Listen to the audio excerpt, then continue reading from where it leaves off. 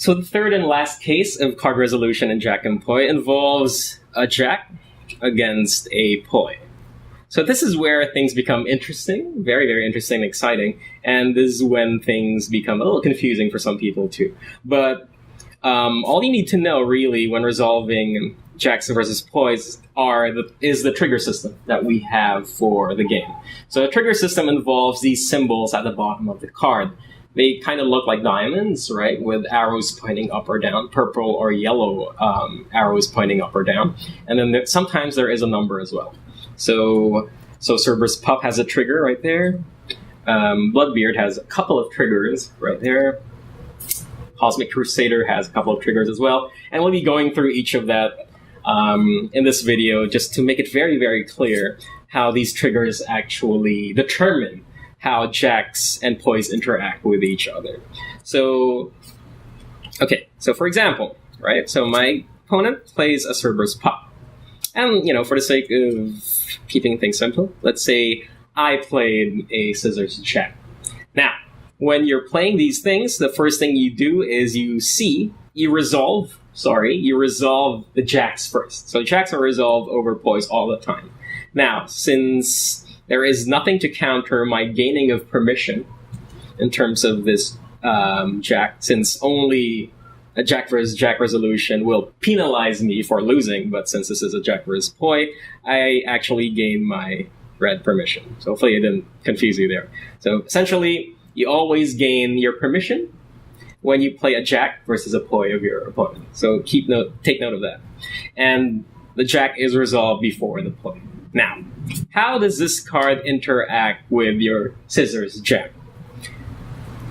How we determine that is we look at the triggers of the Cerberus Pup, or the Poi that is against the Jak. So at the bottom of each Poi, you will notice, hopefully this is not blurred, there are 3 colors at the bottom of the Poi: green, blue, and red, which is the corresponding colors of your Jacks, right? So in order to know how Cerberus Pups interacts with this red Scissors Jak, you look at the red portion of your Poi, which does not have any triggers on it. So what that means is that Cerberus Pup does not interact with Jak at all, and you can just essentially resolve the effect of Cerberus Pup as it is written on the card. So I gain red permission from playing my Scissors Jak, and then the Cerberus Pup player essentially searches their deck for 3 cards and puts them into their hand and shuffles their deck afterwards. So it's as if nothing happened. So they basically do not interact. However, looking at the Cerberus Pup card, we know that that it interacts with the green Rock Jak. So what if this is what happened? So again, we resolve the Jak first, so I gain my green permission from it. But the Cerberus Pup interacts with the Rock Jak in a negative way. Now, we know it's a negative way because the arrow of the trigger is colored purple. So anything that you see, any trigger that is purple indicates that that card interacts negatively with that colored Jak. All right? So in this case, what happens is that the trigger points down, which means that the original owner of that Poi actually uses the effect of the card. So my opponent still uses it, so he would have played it like this, right? And the arrow points to him. So that's how he resolves the card. He gets to resolve the card still. And then this number essentially replaces the encircled number in the effect. So right here, the encircled number is the number 3. So search your deck for 3 cards. But since it interacted negatively with the green Jak, then we replace the 3 with the 2. So instead of searching for 3 cards, after being played against a Rock Jak, the opponent can only search for 2 cards instead. So do you get that? Well, if not, let's go through a few more examples. Okay, let's try Bloodbeard. Okay, so Bloodbeard has 2 triggers, so over the green Jak and over the red Jacks, but none over the blue. So if it's played against the blue card, so the blue gets is blue permission, and essentially Bloodbeard does not interact with the blue card, and we can resolve its effect, which is your opponent loses your choice of 2 permission that she had at the start of the turn. Okay, so at the start of the turn, 2 permission, right? Your choice. So remember, at the start of the turn, I did not have the blue permission. So let's pretend that's not there. So essentially, I can only say that, oh, can you please lose that 1 green? I know he can still have another choice of permission, but since I didn't have permission to lose anymore, then it's only 1 permission. And then, of course, I still gained that blue permission because I did not have that at the start of a turn, and Bloodbeard cannot force me to lose that permission. Okay, now, what if we played the red check instead? So let's reset that. I had 1 green earlier. All right. So we know that so I gain my red permission, and we know that Bloodbeard interacts negatively against a red check. All right. So now, unlike Cerberus Pup, the arrow is pointing up. What does that mean? So he would have played it like that, right?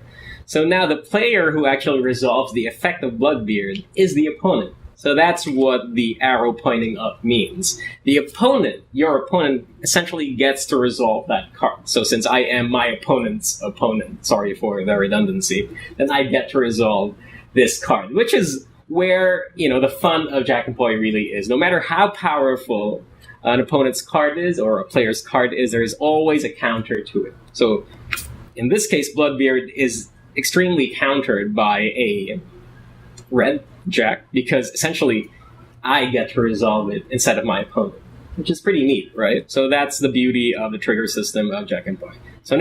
So aside from that, right, so I get to resolve it, not my opponent, and there's a number there. So yeah, fine. Your opponent loses your choice of 2 permissions still, all right, that she had at the start of the turn. Okay, so essentially I get to force him to lose permission, but since he doesn't have permission, essentially nothing happens. But this is how you counter powerful cards, right? By playing the appropriate jack. Okay, let's talk about his other trigger, which is the green trigger. All right. So what happens in that case? So I get my green permission, but Bloodbeard interacts in a positive way against the green jack. How do we know that? Because the trigger is colored yellow instead of your purple. So what that means is the yellow trigger pointing down means that my opponent still gets to resolve that card, right? And instead of me losing 2 permission, I actually lose 3 because the trigger number says that, all right?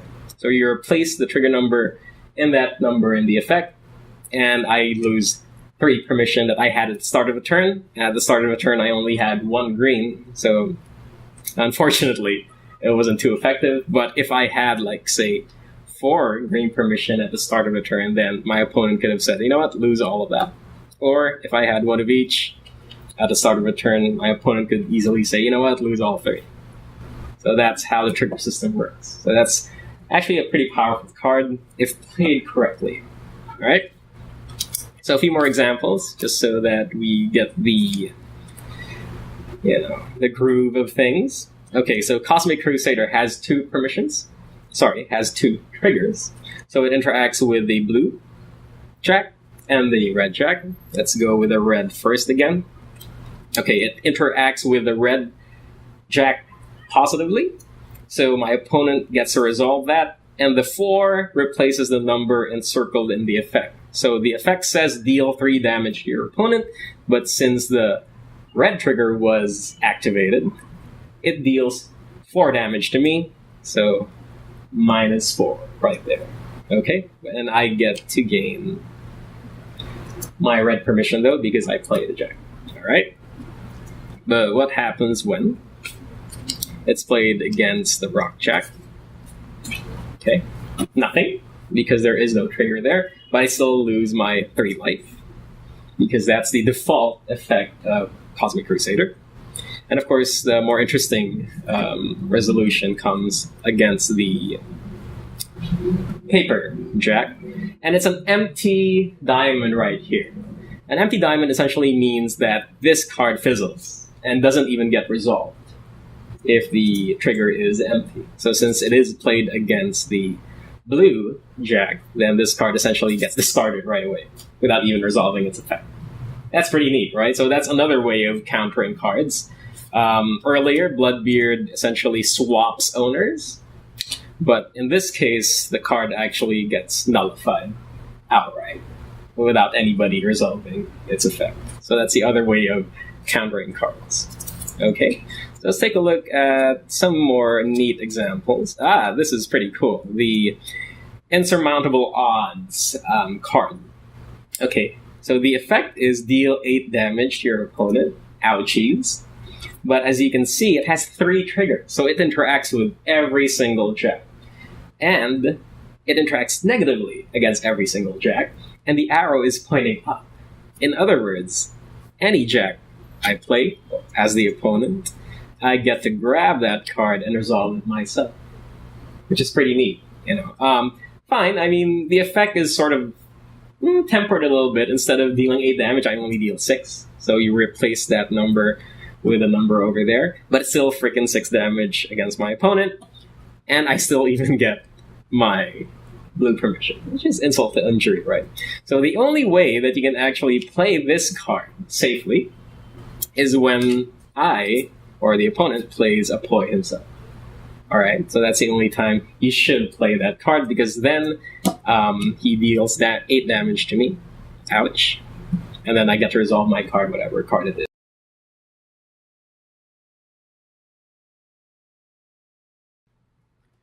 Sorry about that, the video got cut off. But essentially, another example, a quick brown fox. So it interacts with every single jack, but it only deals 0 damage to your opponent.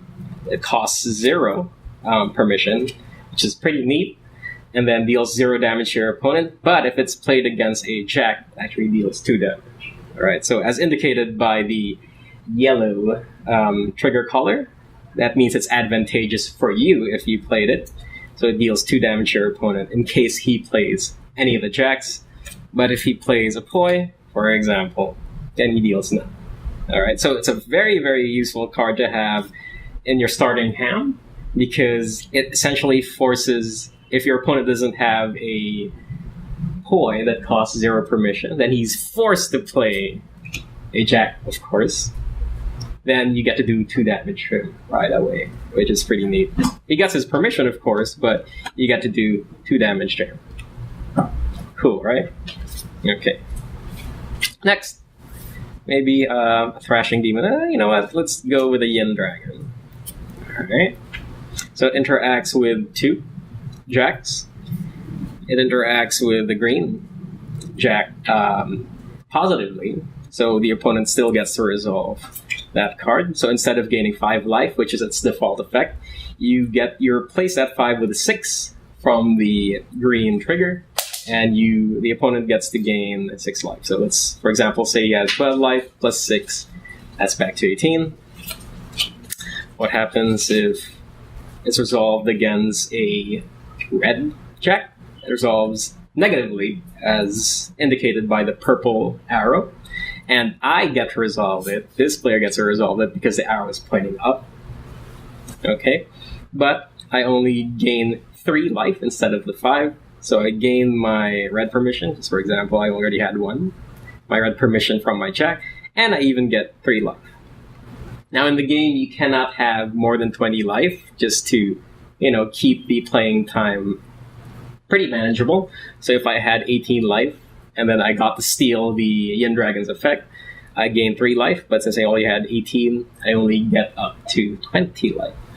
Neat, right? Okay. So that's pretty much it for resolving Pois against jacks. Once you get the drift of all the symbols on the Poi, the triggers, then it's actually pretty easy to be able to play or be able to resolve the jacks versus the Pois. So hopefully that sheds light into probably the most confusing part of the game, but also admittedly the neatest thing about the game. So just know how to read your triggers, and you'll be fine playing Jak and Poi.